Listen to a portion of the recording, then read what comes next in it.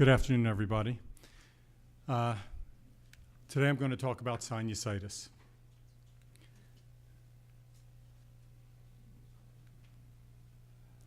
And I want to start out with the basics and just discuss where and what the sinuses are and what sinusitis is. So your sinuses are these spaces in the face, below the eyes, above the eyes, between the eyes, and behind the eye. And we really don't know why we have sinuses, whether it's to humidify the air, filter the air, lighten the head, or it has something to do with smell or sound. Nevertheless, three of the sinuses, the maxillary, frontal, and sphenoid, are all structured in the same way as a large space with a narrow opening, much like a balloon. That opening is called an ostia, and that connects the sinus space to the nasal space. And that's really critical in our understanding of sinusitis, as I'm going to speak about. Sinusitis occurs when this opening gets blocked and we have pressure that develops within the sinus cavity. That pressure causes swelling of the lining and fluid to accumulate that then gives you the symptoms of sinusitis. And as we talk about in the nose and the sinuses, millimeters matter. And the difference between 2 and 4 millimeters is dramatic as far as breathing and as far as the symptoms and problems you can get with sinusitis. We get a sinusitis cycle that occurs when we start out with a sinus ostia that is blocked. Sinus ostia can be blocked from allergies, from a simple upper respiratory infection, from foreign bodies, from anything that gives you edema in your nose. But then that blockage leads to negative pressure in the sinus space, which causes secretions to develop that then stagnate and provide a perfect milieu for bacteria to grow. And this causes more swelling, more bacterial infection, more inflammation, and more blockage. And this becomes a sinusitis cycle that is self-fulfilling. What does the patient notice? Well, the patient can notice drainage, whether coming in the front as snot or boogies, in the back as postnasal drip or phlegm, congestion, either in the nose or in the face in general, pressure in the ears or nose, cough, dental pain because the maxillary dentition roots are at the floor of the maxillary sinus. So if there's pus in the sinus, it can irritate roots if the bone is very thin or there's no bone there. Decreased smell, clogged ears as the drainage goes down the back of the nose past the eustachian tubes and causes a secondary swelling and blockage of the eustachian tubes. Sore throat as drainage goes down the throat and causes infected drainage to irritate the mucosa of the pharynx. Even if you don't have visible erythema, edema, or a problem there, they can have a sore throat. Bad breath and chronic throat clearing. There are different types of sinusitis. As with every infection or every problem, there's an entire spectrum. And acute sinusitis is exactly that. It is sinusitis that has simply occurred for a few weeks, usually after a cold or some triggering event that is frequently associated with pain and purulent drainage. I'm not really going to be talking about acute sinusitis today at all. That is something more within the area of a primary care practitioner, internist, pediatrician. I'm going to be discussing more so things that are longer lasting. Recurrent acute infections are when you have an acute infection, you think you get better, it's all gone, and then a month later or 2 months later, it's back again. And then it gets better, and a month or two later, it's back again. And year after year, you're getting 4 or 5 infections every time you get a cold. That is not just an acute sinus infection each time. And chronic sinusitis is something that just doesn't go away. You always have a drip going down. You always have pressure in your face. And this can last for weeks, months, or 20 or 30 years, depending on if you choose to correct it. So the first medical management for sinusitis, the option that is the most holistic, cheapest, safest, and easiest is simply washing your nose. And nasal saline sprays are available in many different ways over the counter without a prescription. There are simply spray bottles, there are cans, and then there are options like the Neti Pot and Neilmed Sinus Rinse that you make yourself. Any of these work very well in washing your nose. And for some people, simply cleaning your nose several times a day will resolve a recurrent, acute, or chronic sinus problem, or even an acute problem. There's a few pearls to know about this. Number one, you can't wash too much, but if you do a measure that is high volume, like the neti pot, or high pressure, it can flood the back of your nose and cause a eustachian tube blockage. So that's one thing to be aware of, especially if eustachian tube blockage and pressure is a problem. You don't want to use the high volume, high pressure methods because you can be continuing the problem as opposed to fixing it.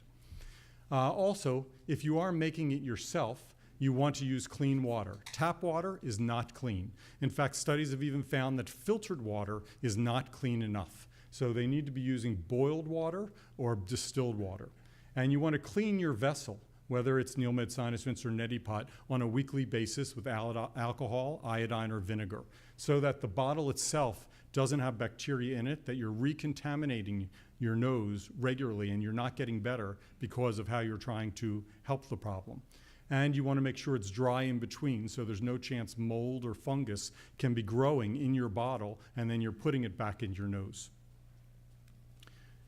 The next measure of medical treatment after washing your nose with saline sprays are the nasal steroid sprays. Some of these are still prescription, many of these are over the counter, some are both, depending on the insurance. These work, as steroids do, in decreasing inflammation in the nose, because the whole goal is to open the ostia so that air can ventilate the sinus again. And these sprays topically go in your nose to decrease swelling, but you must know that it takes about 5 to 7 days for them to really kick in. They are not like Afrin, where you're going to have a change in an hour. So you want to use them for at least 2 weeks at a time, not as needed. And they only work where you spray. So you want to make sure they are angled where the ostium are, which are on the lateral side of the nasal cavity. So it's very important to explain to patients that when you spray, you want to point from the center to the side and back, sort of towards the eye above the ear. Not just squirt it down your throat where it will do nothing. And if you squirt it medially to the septum, you can cause a nosebleed.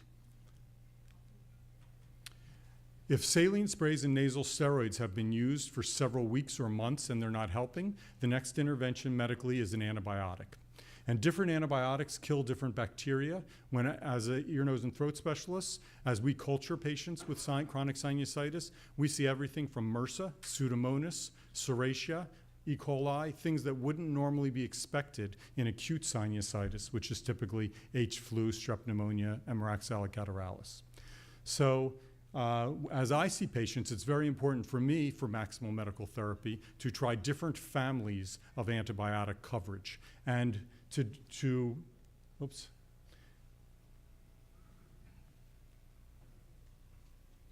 provide a minimum of 10 days. Studies have shown that at 7 days, even if a patient symptomatically feels better, there is a bacterial load still within the sinus. And at 10 days, that load is insignificant.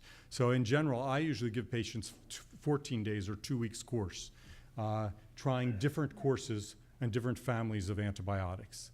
Then oral steroids also come into play with medical management of chronic sinusitis and recurrent acute, because sinusitis, by definition, is an inflammatory disease. It is inflammation of the sinus linings. And the strongest anti-inflammatory are oral steroids. So if someone has acute pain, or someone is not improving, or their congestion is never resolving, adding a Medrol dose pack or a course of prednisone is a reasonable thing to try to kickstart their improvement and let the sprays work and get in.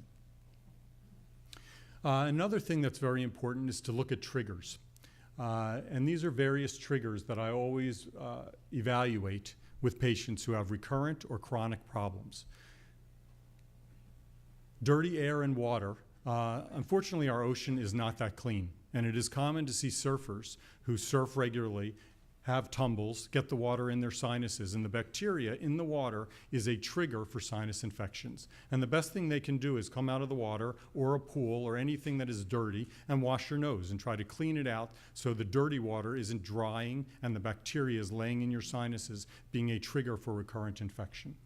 Teachers are surrounded by little kids who are coughing, sneezing, and blowing their nose in their face, and often are in moldy classrooms, and they are in an environment that is dirty. And I see a lot of elementary school and preschool teachers with chronic sinusitis.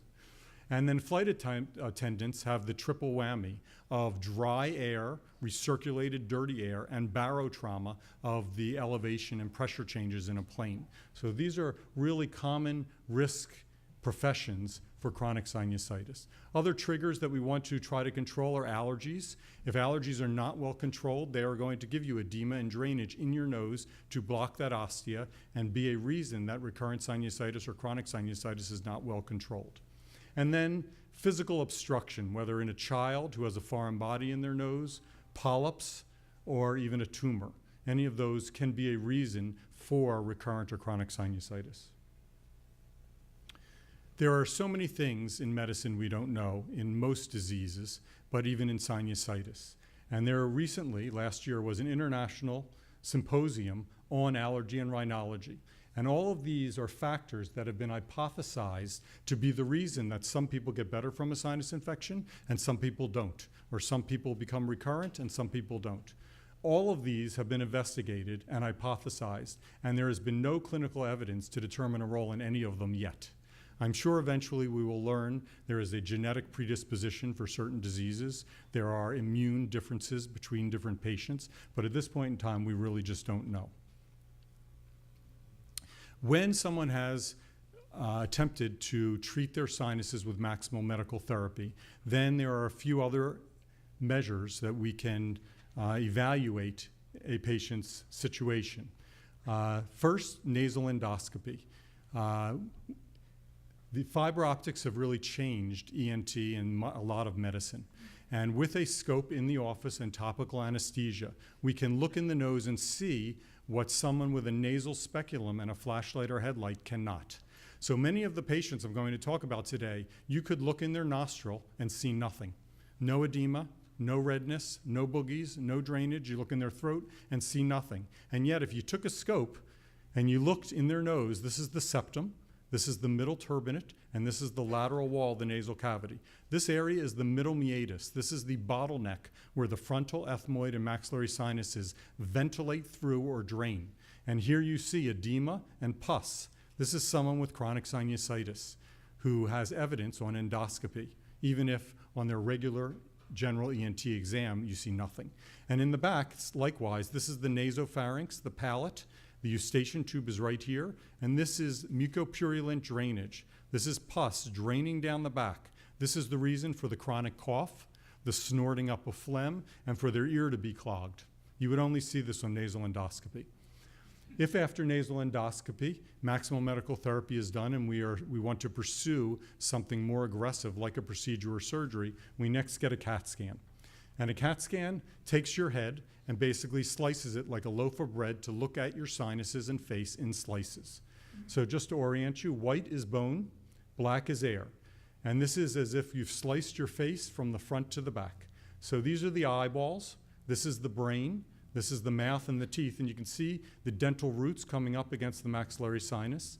These are the ethmoid sinuses between the eyes, and below the eyes, this is the left maxillary sinus, which looks totally normal. You should see black air on white bone and no gray.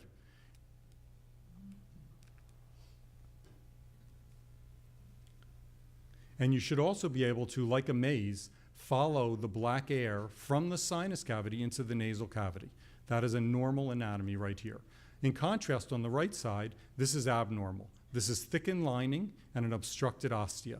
This is a reason for chronic sinusitis. So if this is the CAT scan that someone has after months of saline and steroid sprays and multiple courses of different antibiotics, they have a problem still despite maximal medical therapy and are a candidate for something more aggressive. So this is a normal coronal CAT scan. Brain, frontal sinuses, eyes, ethmoid sinuses, maxillary sinuses. And this is an abnormal coronal CAT scan. Here we can see thickened lining and fluid in the frontal sinuses, thickened lining in the ethmoid sinuses, and maxillary sinuses that are basically full of fluid. A few things that are important, at least from my perspective. To me, a CAT scan is most useful after a patient has tried multiple courses of maximal medical therapy. Someone with a cold could have a CAT scan like this, and a week later, when their virus resolves, their CAT scan will be normal. So a CAT scan in itself doesn't tell us enough information unless they have already had medical therapy and it has failed to improve their chronic symptoms. So, and then in that time frame, the CAT scan helps determine if they are a candidate for surgery, where surgery needs to be done, and helps us look at their anatomies since we're working right up against the eye and right below the brain. In rare cases, if you're uncertain if someone just has allergies or has a migraine, then a CAT scan can help you differentiate, do they have a normal sinus anatomy or do they have a chronic sinusitis?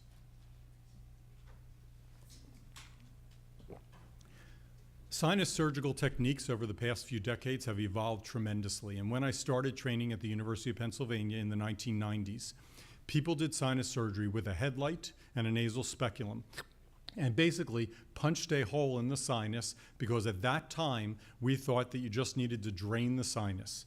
Oftentimes a procedure called a Caldwell-Luck, where you went into the gums and punched a hole and sucked out all the drainage and ripped out all the lining and then packed it because it bled massively, and sometimes these people were admitted. That is how sinus surgery was done.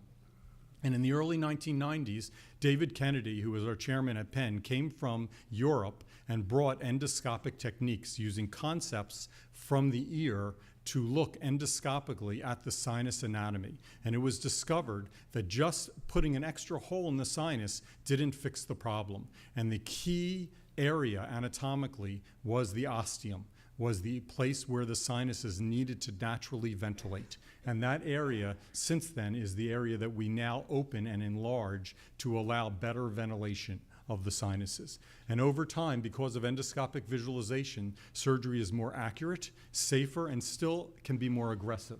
We also have stopped packing with yards and yards of Vaseline gauze that you have to rip out days later. Currently, I just put a gel in that you wash out or suck out that really does not cause pain and doesn't cause a new raw surface. And there's many different new technologies that have made sinus surgery more effective, safer, and more successful. I'm going to review some of them now. Three-dimensional imaging has made sinus surgery much safer. And currently, there is technology that allows me to look at a coronal, sagittal, and axial CAT scan while I place instruments into the nose. So this is a patient on the table, and I am looking through their nostril. And as I put instruments in, I can see where I am in the sinus, which is very important when you're trying to clean up against the orbit, but do not want to violate a vital structure like the eye or along the skull base like the brain.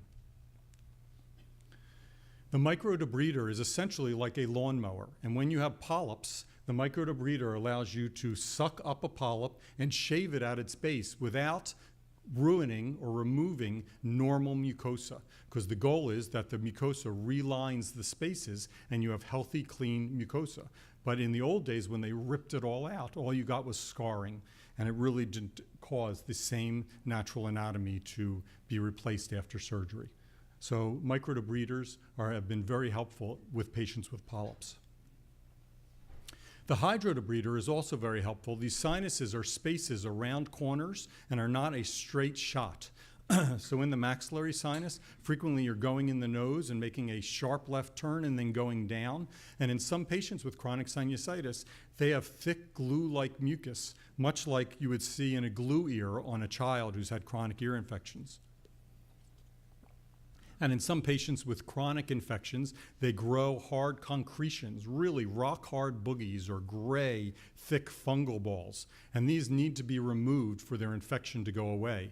But you can't always grab them or suction them. The Hydrodebrider allows you to place this instrument in, go around a corner, and then spray it like a sprinkler and suction it out, and literally hose it out.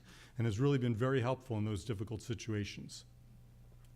Propel is another technology that recently has come out, and this allows an implant that looks like a spider web to be placed in a sinus cavity after surgery that stays there for about a month and gets washed and dissolves away. But while it stays there, it slowly eludes topical steroid, so that instead of having a patient having to take oral steroids that go systemically, and instead of using sprays that may not get into the deepest crevices of the sinuses, this keeps sinus cavities open.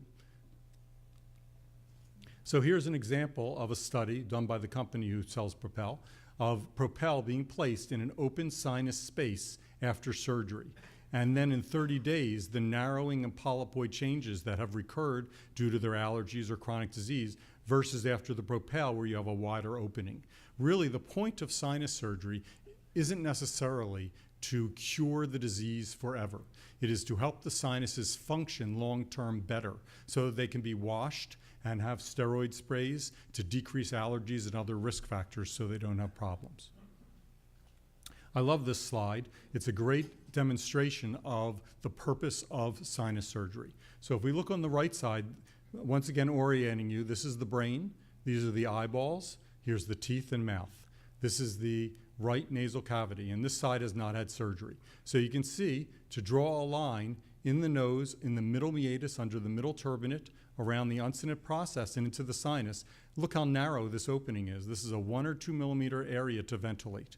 In surgery, we cut the uncinate process, we cut this bone here, and we make an opening this big. So you can easily see the difference of how much congestion it would take to obstruct this sinus and get a sinusitis versus obstructing the sinus.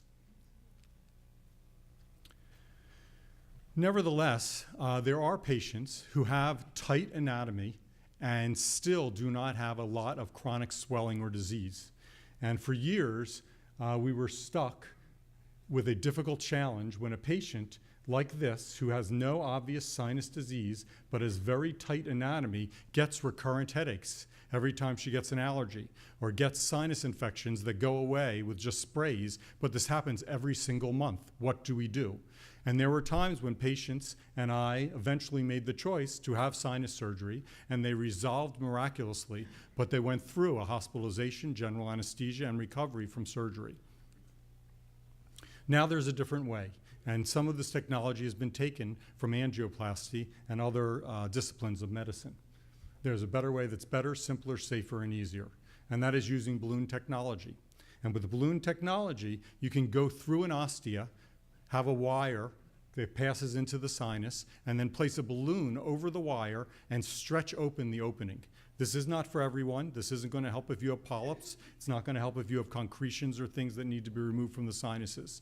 But if you have recurrent infections with minimal disease or mild chronic sinusitis, it's very helpful. So here's an example of how this occurs. In the sinus, this is the middle meatus I was showing you. A wire is passed. I'll show you in a moment how you confirm where you are. Then the balloon is dilated and removed, and the opening is enlarged, maybe 5 or 10 times. We can, this is done in the office under topical anesthesia. No pills, no injections, topical anesthesia. And you can confirm you're in the sinus because you have passed the wire into the cavity and you are lighting up the lateral maxillary sinus, which you couldn't get to in any other way, or you're lighting up the lateral superior frontal sinus. This is important because the ethmoid cavity is like a beehive with lots of pockets, and you could easily go into a pocket and say you're in a sinus, but without this confirmation, you would be incorrect. So I'm going to show you a little video of how this process works. A catheter is placed into the nose while the patient is awake and numbed, and then we're going to show you a little anatomy inside. The wire is passed up along the anatomy until we direct it through the ostium, and this is the ostium of the frontal sinus, into the frontal sinus, and you're confirming light up here on the forehead to know you're in the right place and you're not stuck in another cell. And then a balloon is passed over the wire, which I think they may have already shown, and water can also be flooded in the sinus to wash out thick mucus. And then the device is removed.